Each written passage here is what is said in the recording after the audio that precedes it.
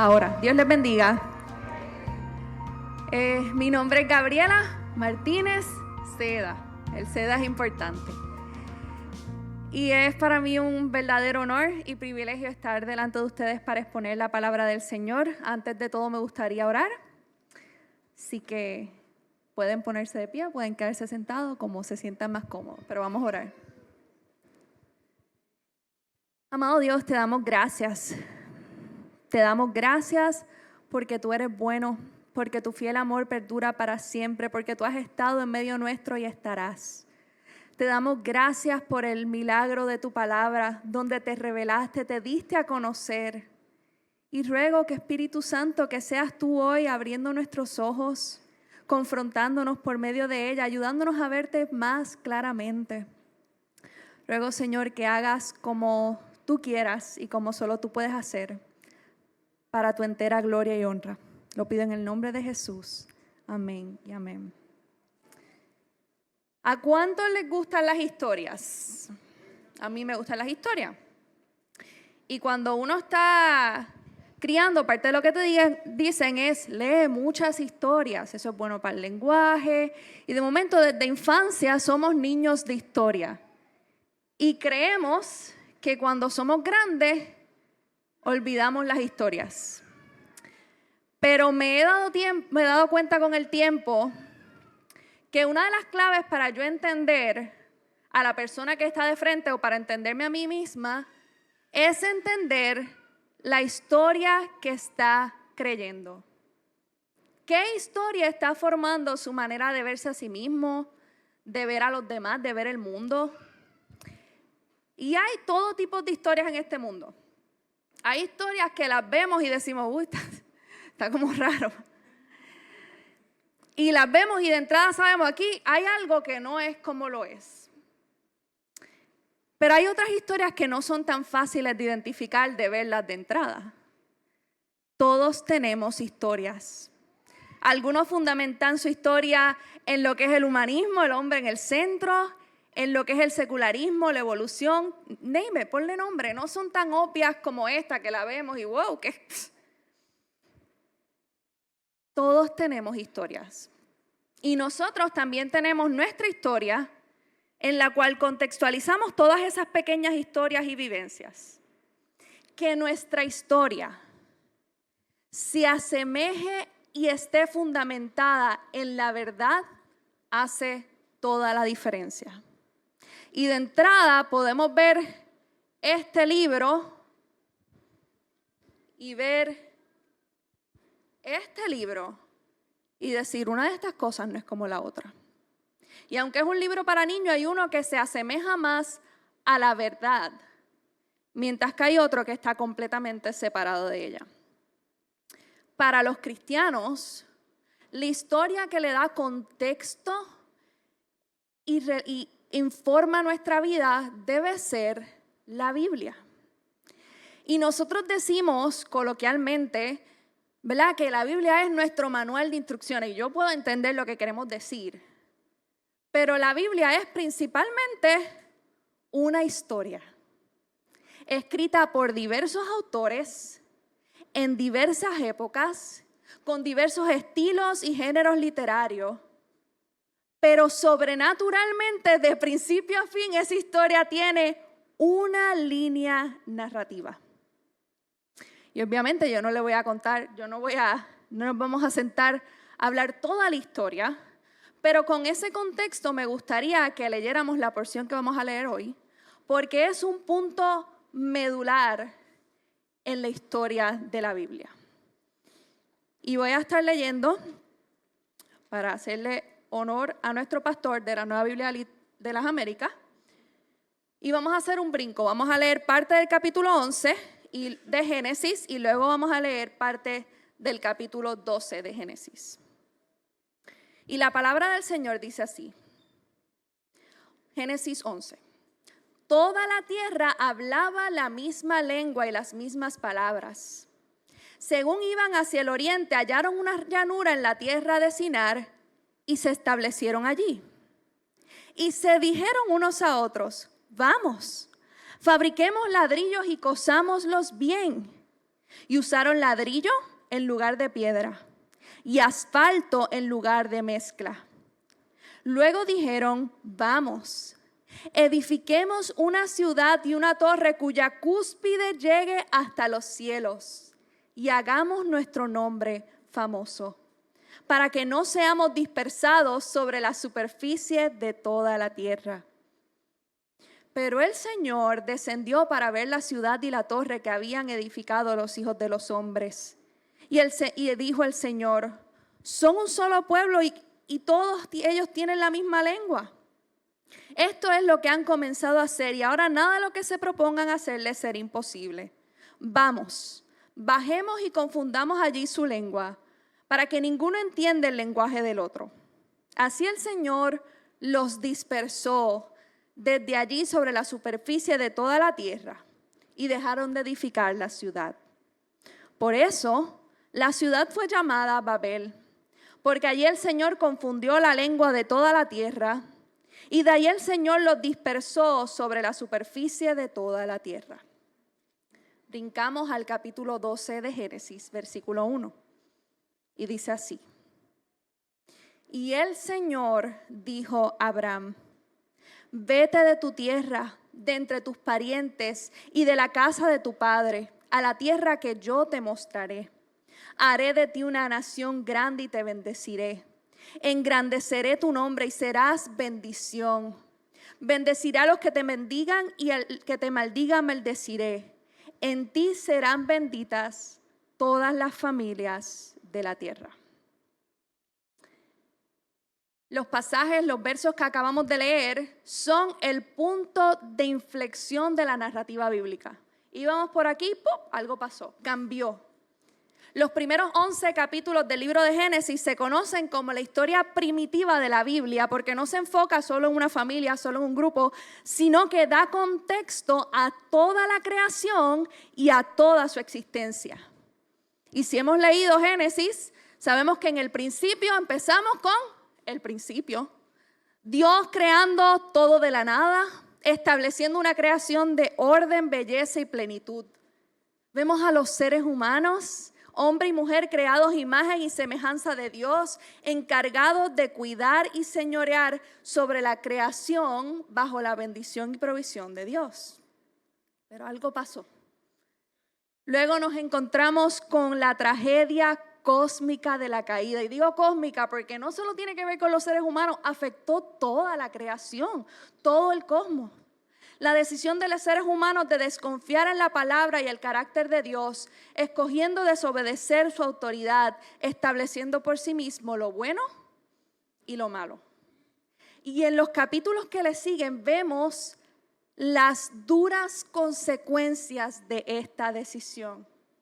Relaciones fragmentadas, seres humanos escondiéndose de su creador, hombre y mujer separados, envueltos en culpa y vergüenza, el mismo suelo proveyendo cardos y espinos en vez de abundancia y florecimiento. Las condiciones de vida continuando, pero ahora manchadas por el dolor y la angustia. Y el resto de los capítulos demuestra un lamentable creyendo del pecado y sus nefastas consecuencias. Hermano contra hermano, poligamia, transgresión de los límites establecidos por Dios. Y la palabra de Dios nos dice que la maldad creció a tal punto que Dios vio su creación y no se molestó, se angustió, le dolió y se lamenta e interviene con un diluvio. Esa es la historia, ¿verdad? Resumida.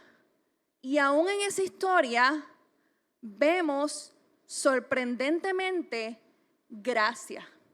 Aún en medio de ese creyendo del pecado, vemos destellos de gracia de aquí y allá. La serpiente será golpeada, los humanos son vestidos, el asesino es protegido, Noa y su familia es preservada. El proyecto de la creación continúa con evidentes marcas del pecado, con notas de gracia sonando aquí y allá. Y entonces llegamos al capítulo 11. Donde el autor nos está presentando una situación donde el pecado está alcanzando nuevas alturas. se nos dice que los seres humanos hallan una ranura y se establecen. Y de entrada, si hemos leído Génesis con cuidado, debemos echarnos para atrás y decir, espérate, que algo está mal. Porque la instrucción de Dios fue clara. Ustedes se multipliquen y ustedes llenan la tierra. Y aquí los seres humanos no están llenando la tierra, están haciendo precisamente lo opuesto de lo que Dios ordenó. Se están estableciendo. Y no solo se están estableciendo, sino que lo hacen con un proyecto que es una afrenta directa a Dios. Dicen, vamos, fabriquemos ladrillos y cosámoslo bien. Y usaron ladrillo en lugar de piedra y asfalto en lugar de mezcla. Y luego dijeron, vamos, edifiquemos una ciudad y una torre cuya cúspide llegue hasta los cielos. Y hagamos un nombre famoso para que no seamos dispersados sobre la superficie de la tierra. El escritor bíblico nos está presentando la historia de Babel como la cúspide del proyecto de la humanidad de llevar a cabo la creación por sí misma. Arrogantemente buscando establecer un nombre famoso para sí mismo, se proponen hacer una ciudad con una torre que llegue hacia los cielos. Y algo es interesante en las palabras del escritor, porque mira, delatan su opinión sobre este proyecto. El autor parece estar ridiculizando el mayor de los logros de la humanidad hasta este momento, que es ladrillo en vez de piedra, asfalto en lugar de mezcla. No solo eso, sino que esta se supone que es una torre que llegue hasta los cielos, pero se nos dice que era tan diminuta que Dios tuvo que descender para verla. A pesar de lo ridículo que le parece al escritor e insignificante, no suaviza esto lo insólito de sus motivaciones. Un autor dice, el deseo de desplazar a Dios del cielo, de hacerse un nombre en lugar de permitir que Dios lo haga y de planear sin referencia a su voluntad declarada, provoca un juicio final que obstaculizará los intentos del hombre de cooperar de una vez y por todas. Dios sabe lo que está pasando. Es ridículo. O sea, no están usando los mejores instrumentos. La torre que llega al cielo es apenas diminuta, pero Dios ve lo que hay detrás de eso y no se lo toma a la ligera. Dios les confunde el idioma y los dispersa sobre la superficie de la tierra, frustrando sus planes. Recordemos que el autor bíblico tiene todo un contexto que nosotros no tenemos. Y en ese momento, ¿cuál era de las ciudades y de los establecimientos más impresionantes? Babilonia. Y el escritor no disimula. Yo no estoy hablando de aquí de una ciudad imaginaria, esto es Babel. Aquella ciudad que en el mundo antiguo se presentaba como la puerta de los dioses, para la Biblia es Babel, que significa confusión. Y Babel precisamente sale de ese ruido que hace cuando la gente no se entiende, de bla, bla, bla, bla, bla. Eso es lo que está diciendo el autor. Esta historia, después de la narrativa que tienen los capítulos previos, debe dejarnos a nosotros como que, ¿qué está pasando? Porque luego del pecado de Adán y Eva encontramos vestiduras. Luego del diluvio encontramos un arco iris y un pacto renovado con la humanidad, pero la historia de la Torre de Babel termina con dispersión y confusión. No parece haber esperanza. Y si hemos seguido la historia, debemos hacer un alto y decir, espérate, ¿qué pasó? ¿Qué pasó con los propósitos de Dios para su buena creación según Génesis 1 y 2? ¿Se agotó la paciencia de Dios? ¿Se frustraron sus planes? ¿Qué va a hacer Dios ahora? Estas son las preguntas inconclusas de los primeros 11 capítulos. Y son las preguntas que encuentran respuesta desde el próximo capítulo hasta el final de Apocalipsis. La respuesta a un problema de magnitud cósmica solo encuentra respuesta en las palabras con implicaciones cósmicas. Y cuando vamos a ese capítulo 2 encontramos palabras que en el principio inauguraron todo. Ante la confusión, ante la dispersación, ante el pecado, suena un "y el Señor dijo". Ante la nefasta condición humana nos encontramos la intervención de la palabra de Dios. Y aquí se encuentran las semillas del plan redentor de Dios, el anticipo de una nueva creación que sonará gracias a las mismas palabras que enmarcaron el primer capítulo de Génesis. Y el Señor dijo.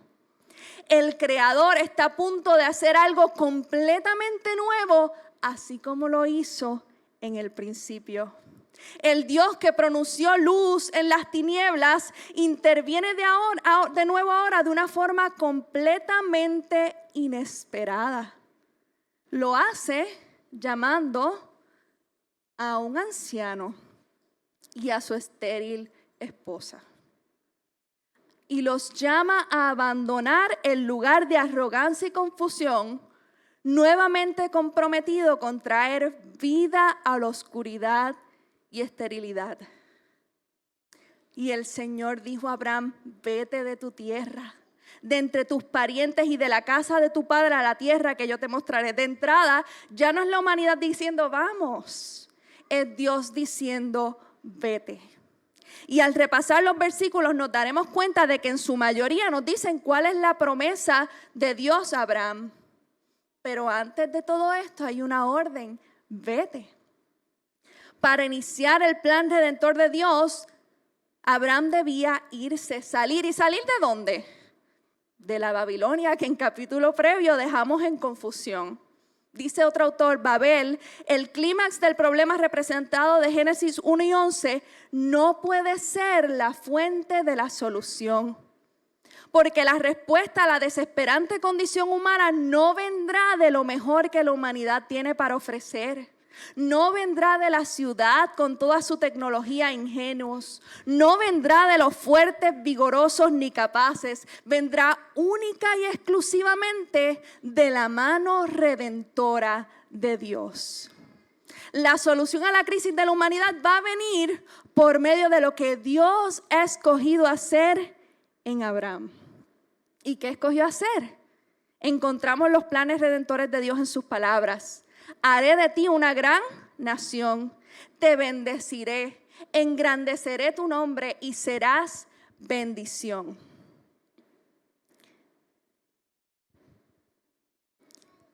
En contra de todos los pronósticos, Abraham escoge creerle a Dios y su fe lo lleva a una radical obediencia. Abraham fue actuando no por lo que veía, no por lo que era evidente, sino por lo que Dios dijo que haría. Abandonó lo que conocía, su padre, su parentela, su tierra, y comenzó a caminar dispuesto a ir a una tierra que él no había visto, por una descendencia que aún él no tenía. Y al ir obedeciendo a la palabra de Dios, entonces Dios se compromete a bendecirle, para que Abraham y todas las familias de la tierra reciban bendición, fe y obediencia para bendición, no solo de Abraham, sino de todos. Algo interesante que debemos tener presente al leer la Biblia es que los conceptos, a medida que vamos leyendo, van tomando forma a lo largo de la historia. La expectativa es que a medida que vamos leyendo, identificando una palabra o un tema, vayas definiéndolo, creando esa definición a la luz de la lectura. Así que la palabra bendición, aquí solo dice bendición, pero la narrativa no las ha cargado de significado. La palabra dice, mira, bendición nos acuerda al componente creacional cuando Dios bendijo a su creación, sean fructíferos, multiplíquense. Así que tiene que ver con fructividad, abundancia, plenitud. Pero también tiene un componente relacional apuntando al descanso que viene de relaciones correctas con Dios y su creación.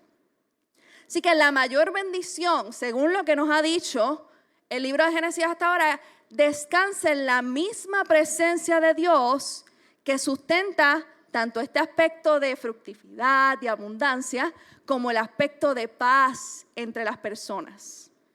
Así que gracias a la narrativa, cuando Dios está diciendo, te voy a bendecir para que tú seas una bendición, eso es lo que está detrás. No es simplemente te voy a dar, no, es que tú vas a ver la abundancia y el florecimiento que se debió haber visto en la creación. Y lo vas a ver porque yo voy a estar contigo. Y porque yo estoy contigo, tú vas a poder estar con paz contigo mismo y los demás. Dios dijo, ve y sé una bendición para que todos sean bendecidos.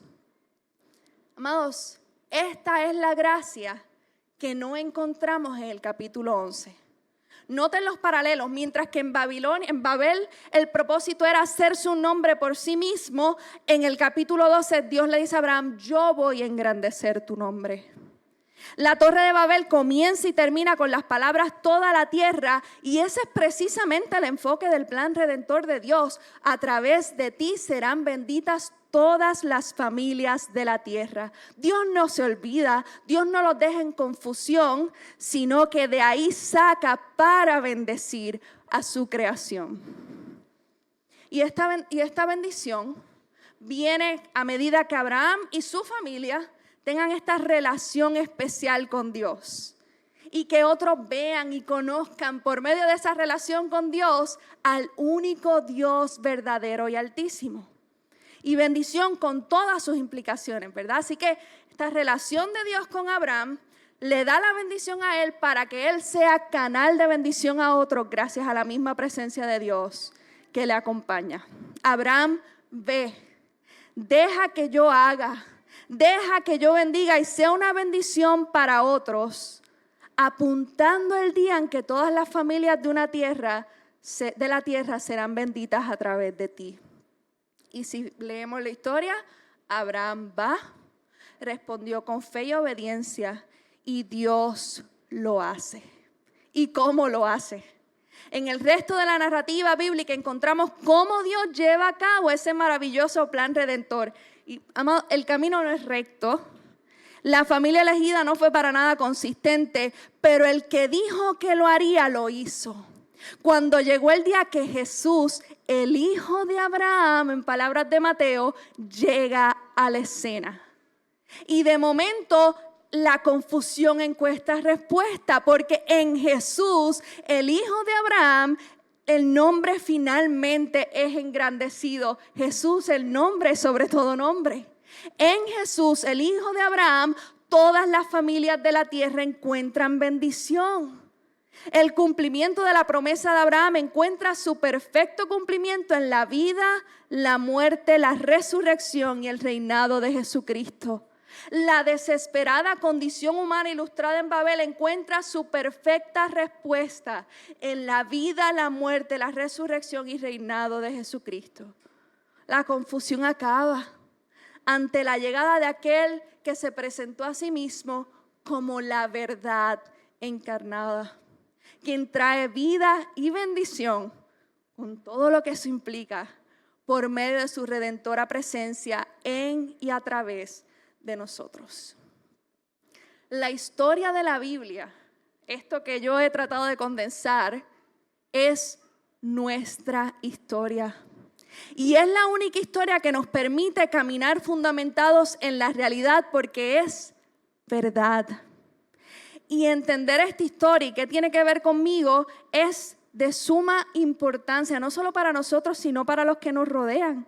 Entender cómo esta historia funciona nos da implicaciones para vivir el aquí y el ahora. Esta es nuestra historia. Nuestro marco de referencia es este. Cuando yo miro alrededor, yo no digo, es que vivimos en un mundo darwiniano, donde los fuertes son los que sobreviven y el débil no importa.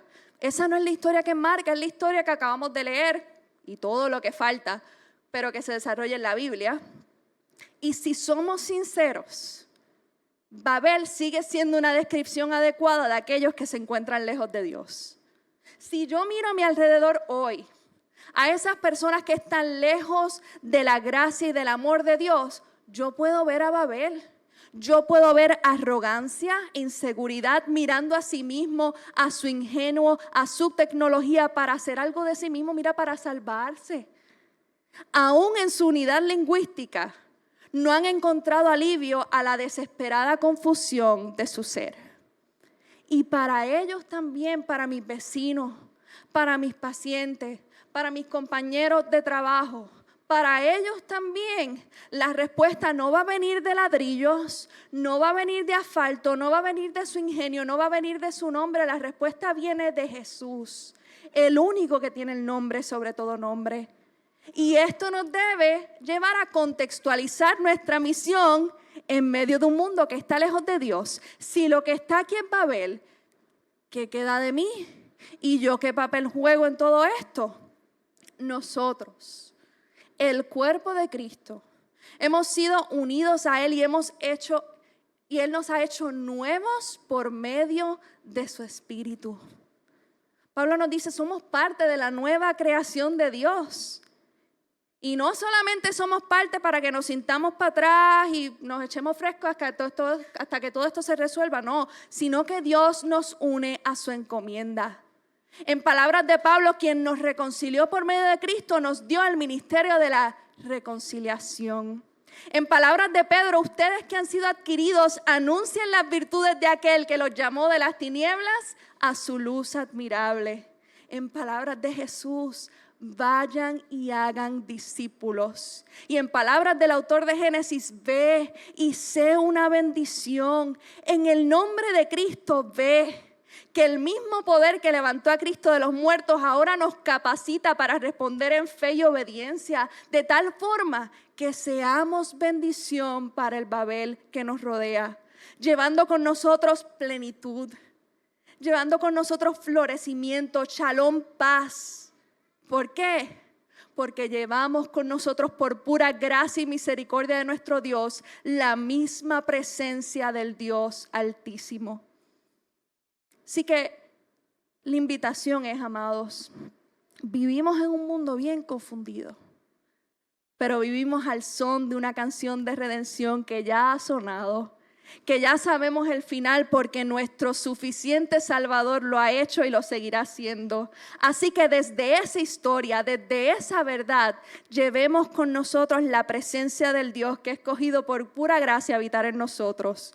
Seamos bendición en medio de un mundo disperso por su confusión.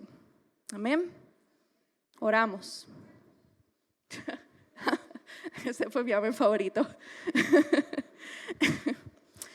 Amado Dios, tú eres bueno. Y tú eres el Dios que vio el desastre que hicimos por la caída, pero no te sentaste para atrás, no te dio igual, no dijiste vamos a empezar de nuevo, no.